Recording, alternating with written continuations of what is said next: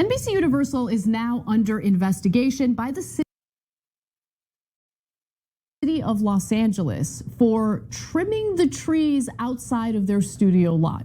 Now, it's a free country. You can trim trees. It's just the potential reason for why they trim the trees could be an issue here, okay?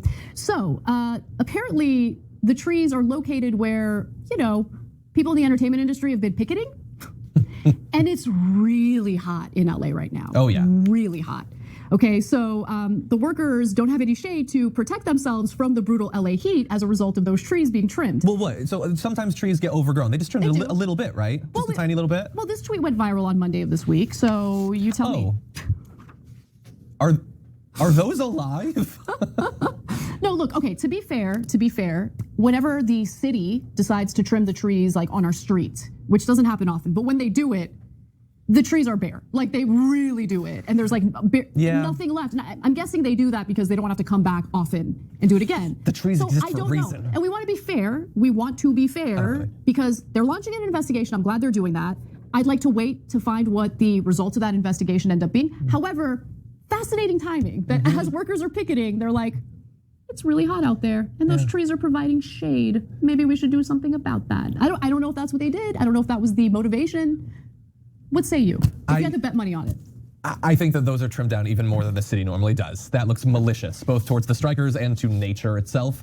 That said, you're right, sometimes they go too far. There's this amazing tree on the corner where I live. So that was excellent journalism. If you hate the Young Turks, you're not gonna recognize it. You probably will hardly ever recognize anything good that they do. If you love the Young Turks, you think everything they do is great, even when they do awful work, which they often do. In particular, they love to race bait. That's a common theme on this channel. Make everything about race, which unfortunately hurts efforts to address racism, because it's kind of a boy who cried wolf type of thing. When you have a bunch of people walking around calling everyone and everything grooming, when you actually have real grooming, it doesn't get the attention that it deserves. So the people throwing around groomer everywhere are helping groomers. The people calling racism everywhere every time are helping racists, right? When you actually have racism, when you actually have a racist doing something awful, they are shielded by the misuse of that term, right? If when you say racism, it pretty often is legit racism, then whenever people say racism, there's going to be a high level of alert because the expectation is that it's something legit. But when you keep throwing the word around and people get the sense that you're just throwing around loosely, when there's actual racism, how are people supposed to know? They're going to be skeptical. They're going to be like, another one, right? So by throwing these words around loosely, it actually hurts the movement. Now, that being said, this is in fact good journalism. What am I talking about? She did not have to clarify that that is similar to how they normally trim the trees, right?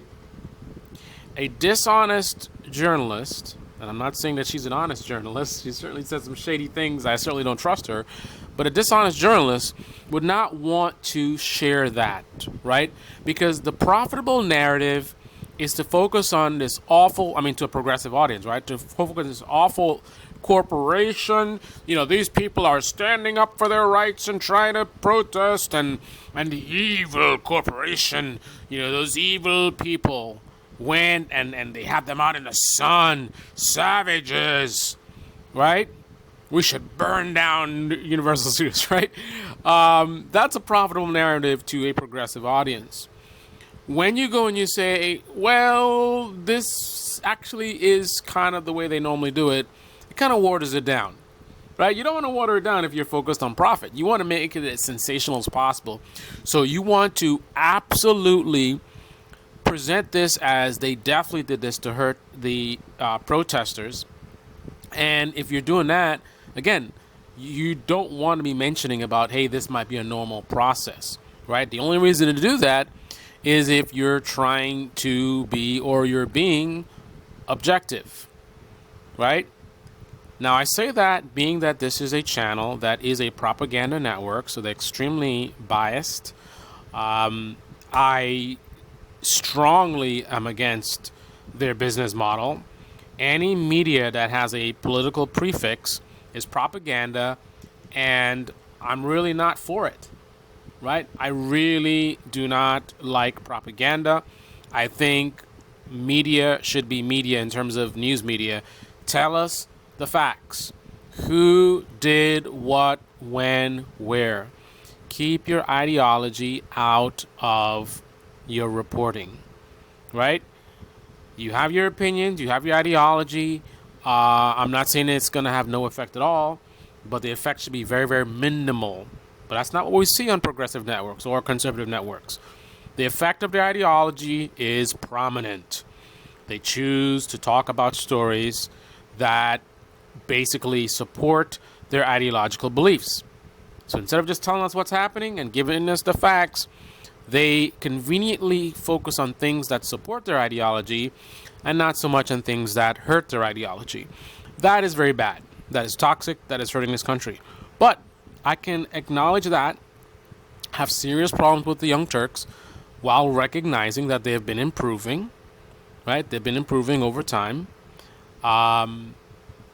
And this is an example of that.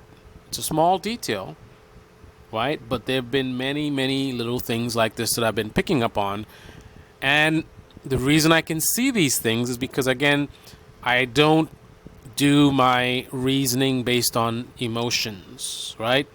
I can't stand the Young Turks. They're always race baiting, so everything they do, I look at it as evil. No, I look at it as what it is, right?